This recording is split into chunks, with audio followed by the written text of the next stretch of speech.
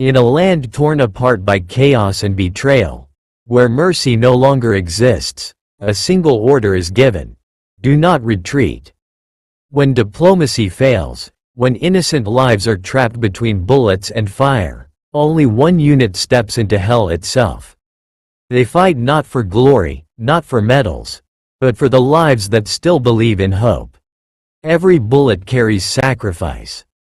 Every step forward means no return. This is not a mission.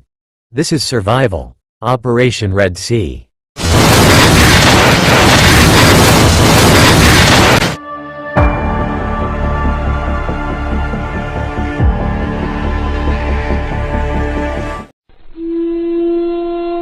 The film begins with the hijacking of a Chinese cargo ship. An elite Chinese Navy force called Jialong is ordered to carry out a raid and rescue the hostages on the cargo ship. With the full support of Chinese Navy warships and helicopters, and driven by their combat skills and experience, it was not difficult for members of the elite Jialong force to neutralize all the pirates and take control of the ship. After successfully completing the mission in Somali waters, 5 days later, the Chinese Navy stationed in the Red Sea received an emergency call to immediately head to the Middle East to evacuate Chinese citizens held hostage in a country called Yiwire. Meanwhile, a Chinese-French journalist named Sha Nan, CNN, and his assistant were investigating illegal missile transactions in the area. He received information that William Carlson, the head of an energy company there, was known to possess and store an object called yellowcake, which could be used as an ingredient in the manufacture of biochemical missiles. They then went to meet William. However, there, Zaka's forces attacked William's company to capture him because they also wanted the yellow object. The journalist and his colleague ended up getting caught up in the attack. They were attacked and chased by the rebels. While trying to escape, they were eventually caught after the car they were riding in crashed. The journalist managed to escape. He then contacted the Chinese military to inform them that the employees had been taken hostage by the Zaka group, and that one of the captured employees was a Chinese citizen. One day, in a separate location, Jialong's troops received their next assignment to rescue the Chinese ambassador and a number of Chinese citizens working there, who were trying to escape to safety. However, on their way, they were ambushed by Zaka's troops. A fierce battle ensued.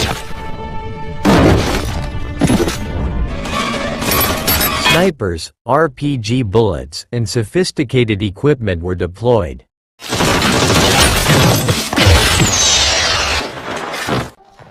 Jialong successfully rescued the Chinese ambassador and a number of Chinese citizens.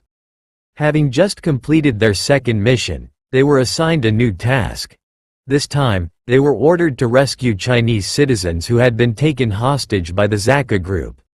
They set off for the designated location, a remote town that had been recaptured by the Chinese military, which had previously been controlled by Zaka forces. There, they evacuated civilians to relocate them to a safer place. Separately, the Chinese Navy. They received a video showing the hostages being held captive by the Zaka group. The group demanded that the Chinese military not interfere in protecting the Yiwire government. As a warning, they beheaded one of the hostages, who was the journalist's assistant. If the Chinese military did not comply with their demands, the other Chinese citizens they were holding hostage would suffer the same fate. Then, midway through their journey, Jialong's troops and local military forces who were evacuating civilians were ambushed and bombarded with mortar shells and bullets by Zaka's group. As a result of the attack, all civilians and local military personnel were killed.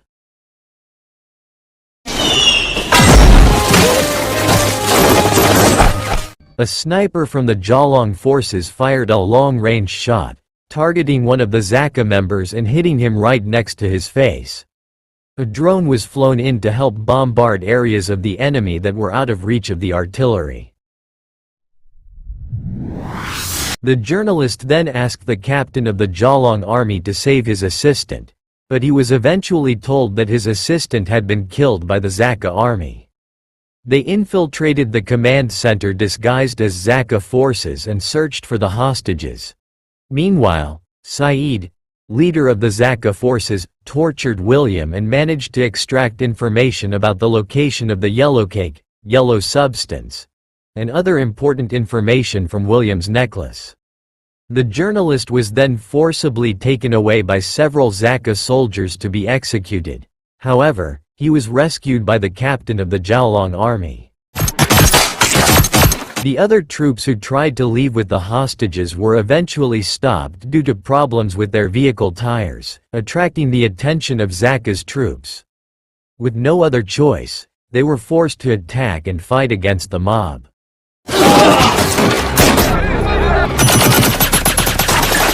The situation heated up in the area as the sounds of gunfire and bombs echoed. The operation successfully evacuated all hostages, including the journalist. Unfortunately, 2 members of the Jalong force were killed in the battle and 2 others were seriously injured. They were not out of sight of the enemy sniper behind the wall they had breached.